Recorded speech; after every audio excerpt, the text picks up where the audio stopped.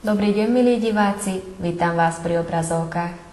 Jó napot kívánok, kedves nézőink! Köszöntöm Önöket a képernyők előtt.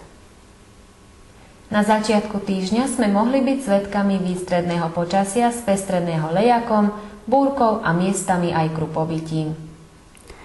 A hét eleje szélsőséges időjárással köszöntött ránk, heves záporral, zivatarral és helyenként jégesővel tarkítva. Prietrž mračien za okamih zaplnil jarky a na mnohých miestach zatieklo aj do pivníc. Potom nasledovala výkrica, ktorá lámala stromy a ich konáre, načala aj strechy niektorých domov, niekde sa zrútil aj komín a v niektorých domácnostiach nebola elektrika. Odborníci upozorňujú, že takéto extrémne počasia sa budú vyskytovať čoraz častejšie, čo je následkom globálneho oteplovania.